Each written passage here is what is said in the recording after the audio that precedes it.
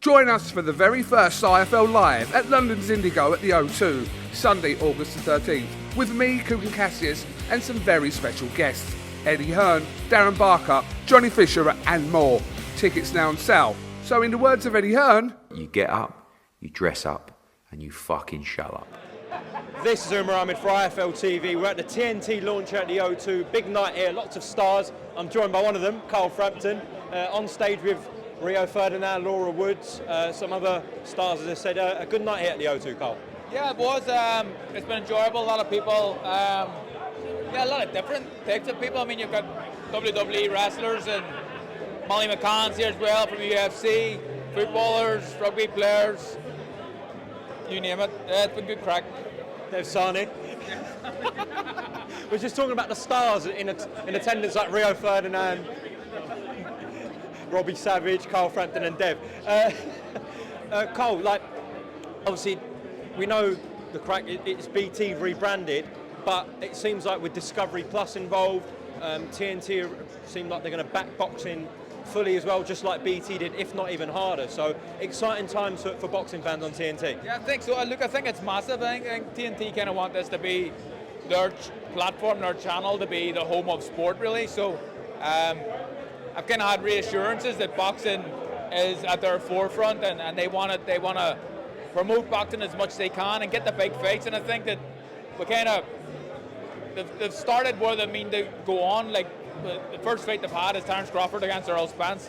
So that was a mega fight to start with, and yeah, it's exciting. Genuinely excited about the future. What did you think about Crawford's performance? Spectacular, wasn't it? I mean, it was unbelievable. There are many words to describe it. Majestic, unbelievable, punch perfect.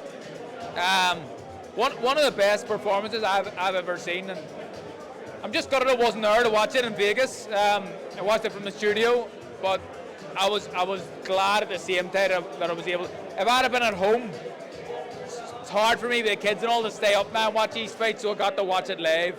Unbelievable performance. So that was a good effort, because I got home from Telford around 2:30, back to London. I know you went straight from Telford to the studios, and it seemed like you were absolutely fine. You must have had a lot of coffees. I didn't. No, I took a bit of advice from Bunsey. He says don't go on the coffees, because when you have the coffees, you get a big pick-me-up and then you're on a bad come-down, especially when you're exhausted. So I stayed away from it, and then as it was fading, I had one, and that sorted me out. There's a nice tip for everyone. No, you did well on it late at night. TNT schedule, let's go through it. Obviously, we've had Davis, Cunningham and Crawford Spence, which is a very good start. And then we look forward to Dennis McCann in a real step up against Baluta. See pay-per-view, Usyk Dubois in Poland, Zhang Joyce too, and Fury and Ngannou. So it's a strong start, especially in the heavyweight division. Well, the schedule's very, very good, and as you said, it's a strong start, but especially in the heavyweight division.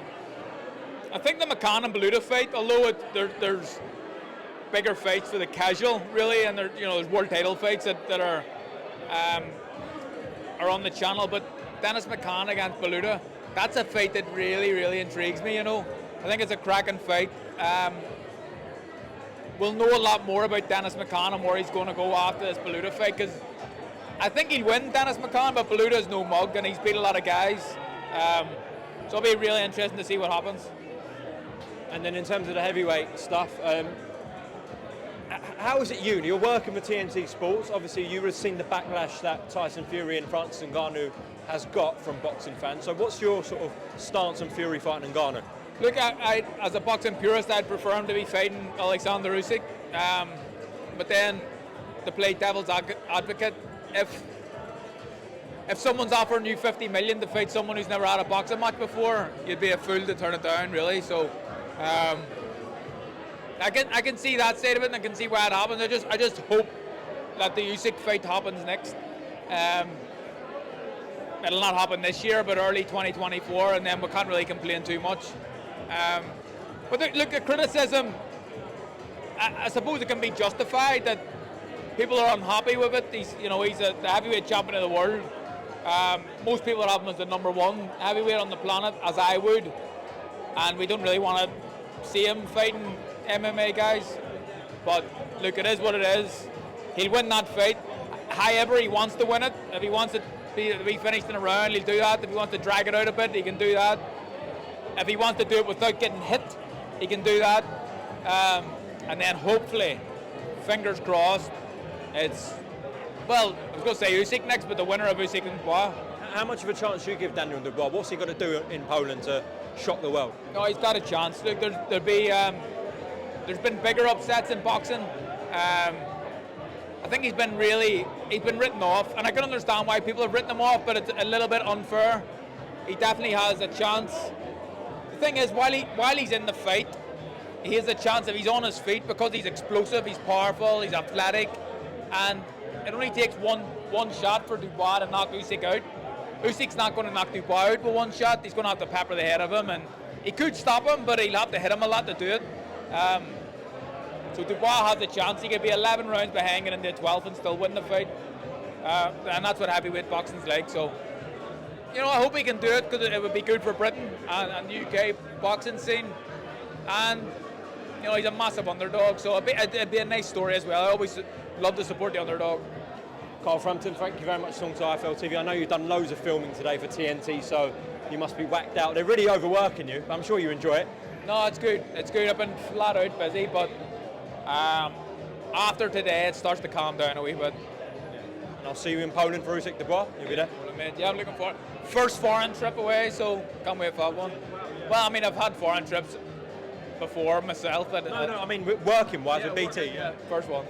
Look forward to it. Thank you, man. Join us for the very first IFL Live at London's Indigo at the O2, Sunday, August the 13th, with me, Kugan Cassius, and some very special guests.